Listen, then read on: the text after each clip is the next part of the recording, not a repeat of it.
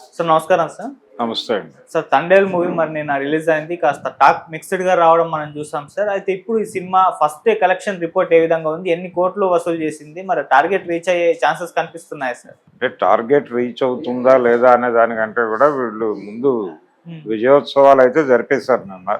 హ్మ్. అంటే cinema success అయింది అనేది నెమ్మదిగా అభిమానుల్లో బూస్ట్ చేయటం అనే ప్రోగ్రాం జరిగింది. అయితే ఆడియన్స్ ప్రాపర్గా రిసీవ్ చేసుకుంటున్నారా ఈ సినిమాని అనేది చూడాలి. హ్మ్. అంటే బలమైన ప్రభావం వేసిందా అనేది అనుమానమే ఈ సినిమా. హ్మ్. అందుకని మిక్స్డ్గానే ఉంది రిజల్ట్ కూడా.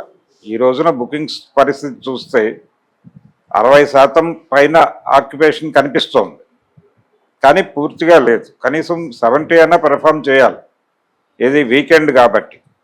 కానీ వీకెండ్లోనే 60, ఫస్ట్ వీకెండ్లోనే 60లో ఉందంటే రేపు నడుస్తుంది. రేపు కూడా ఇదే పరిస్థితి కనిపిస్తాయి.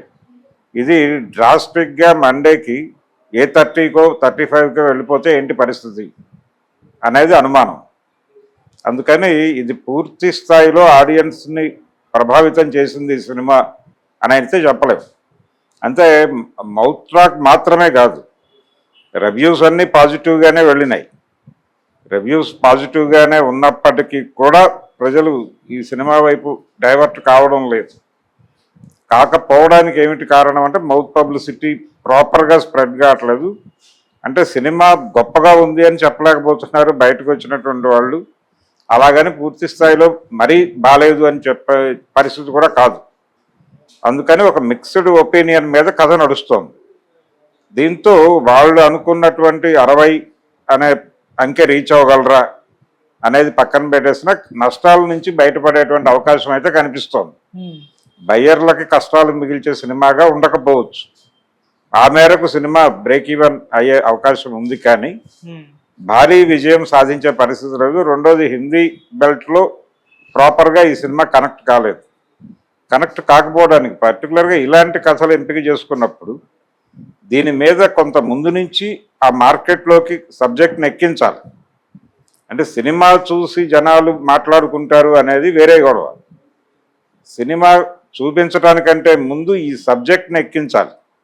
ఈ సబ్జెక్ట్ని అక్కడ మార్కెట్కి ఎక్కించడంలో మీరు ఎప్పుడైతే సక్సెస్ అవుతారో అది వర్కౌట్ అవుతుంది.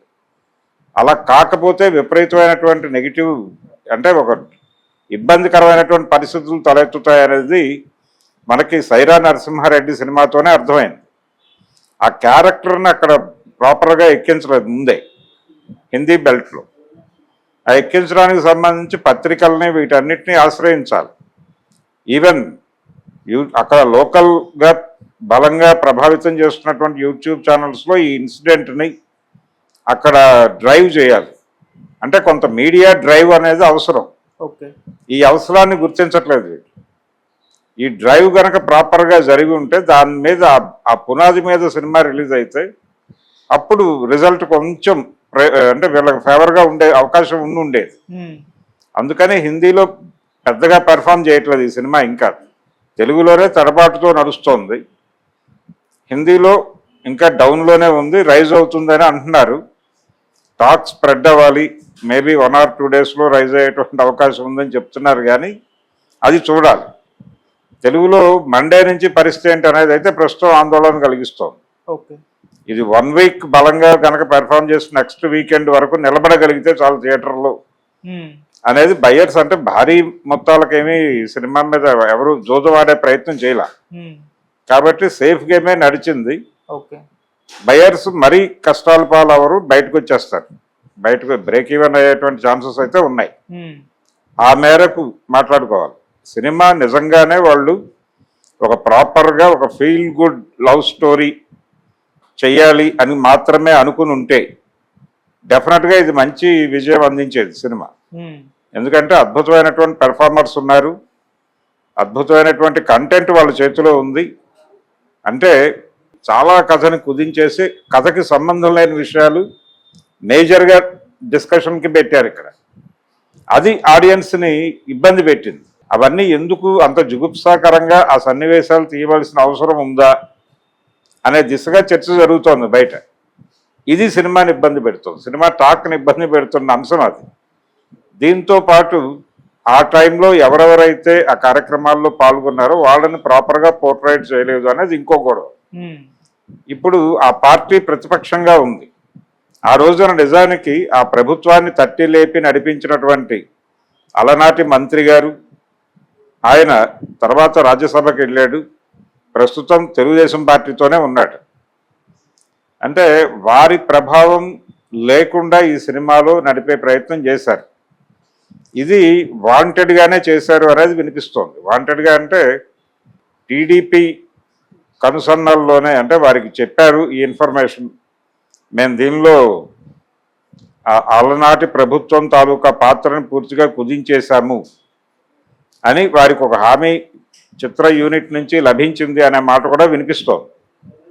అంటే ఫోన్ చేసి చెప్పారు, మేము ఆ పాత్రను తీసేసాం టోటల్గా అని ఈ సినిమా నిర్మాతగా వ్యవహరిస్తున్న వ్యక్తి చెప్పాడు అనేది ఒక రూమర్ బయట నడుస్తోంది. అది ఎంతవరకు వాస్తవం అనేది పక్కన పెడితే అది కూడా ఉంది. వాంటెడ్గానే ఆ ఏరియాలో డల్ చేశారు. అంటే ఎక్కడ బ్రైట్ చేస్తే అప్పటి ప్రభుత్వం గురించి మాట్లాడాల్సి వస్తుందో అనే ఉద్దేశంతో ఆ ఏరియాని పూర్తిగా డ్రై చేసేసి అక్కడ కేవలం ఒక క్యారెక్టర్తో నడిపించారు. ఆ క్యారెక్టర్ కూడా 3 సీన్లలో కనిపిస్తుంది అంతే. ఇదొక ప్రాబ్లం. అలాగే యూనియన్స్ తాలూకా, అంటే మత్స్యకార సంఘాల తాలూకా ప్రభావము, అక్కడ ఇతర సమస్యలు ఇవేవి కూడా టచ్ చేయకుండా, అంటే మనకు దేవర సినిమాలో కూడా ఈ సమస్య కనిపిస్తుంది. మేజర్గా జాలర్ల జీవితాల్లో ఇంటర్నేషనల్ జలాల్లోకి వెళ్ళేటువంటి జాలర్ల మీద ఒక నిఘా ఉంటుంది. అది 2 వైపుల నుంచి జరుగుతుంది. పర్టికులర్గా కస్టమ్స్ వాళ్ళ గొడవ ఎక్కువ ఉంటుంది. ఇవి ప్రభుత్వం నుంచి వాళ్ళు ఎదుర్కొనే ఇబ్బందులు, అలాగే ప్రభుత్వ విభాగాల నుంచి ఎదుర్కొనే సమస్యలు, వీటి మీద కూడా దృష్టి పెట్టలేదు. ఇలాంటి కొన్ని సమస్యలను వదిలిపెట్టేయటం వలన సినిమా డ్రైగా నడిచింది. ఆల్రెడీ ఆ కోర్ ఏరియాలో ఈ డిస్కషన్ మొదలైంది.